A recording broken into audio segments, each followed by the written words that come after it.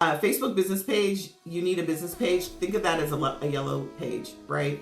Your Facebook business page is one of the entry points into people seeing your online presence, Facebook business. It's the best yellow page, listing that you could do is having a Facebook business page. However, Facebook in all of its glory doesn't allow that business page to be visible unless you pay for it. So if you want it to be visible to your ideal client, you need to be boosting that content, paying for that content on your business page to be seen by your ideal client. If you want to run ads, you need to have a business page as well. So it's free to have a business page. I think every travel advisor should have a business page. One of the things that we do inside of bootcamp is we talk about how to set up that business page so it has what it needs on it. So that's number one. Business page, need to have it. Think of it as a yellow page listing. And this is totally dating me, right? Because do they even have yellow pages anymore? So that's all the more reason why you need to have a Facebook business page, because there's a lot of real estate on that business page. And if you do run ads, it's the thing that's visible.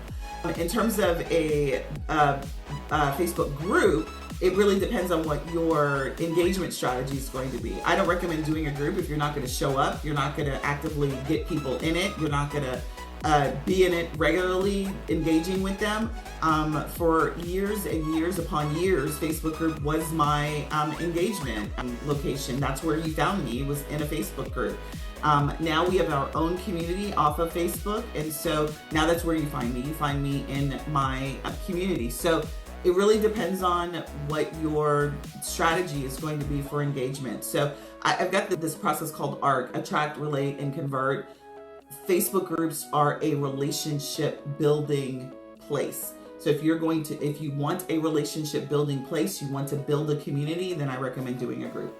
You could do that in email, you could do that on any social media platform, but you just need to make sure that you know the platform and that post will be visible.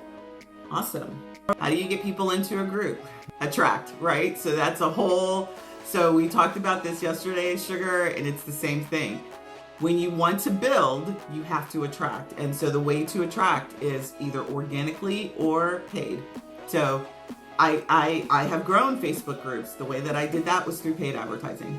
How I grow my community, it's through paid advertising. So you could be in other people's groups as part of growing an email list, growing a group, a community. It's all around making sure that there is an engine to get people in. Get people on your list, get people in the community, get people recognizing and knowing who you are. So whatever you do, whatever the product is, the service is, the objective is, how are you going to attract? And frankly, there's only two ways to do it, organically or paid. And so you could use an influencer, but usually you have to pay them to do it, or you're giving something. So it's always, how are you going to get in front of your ideal client, and what's the strategy you're going to do? If you do it organically, you may not be paying money, but you're going to need to invest time. If you're doing it through paid, you got to do it strategically, and you got to pay money for it. Reply CEO to join our Travel CEO session.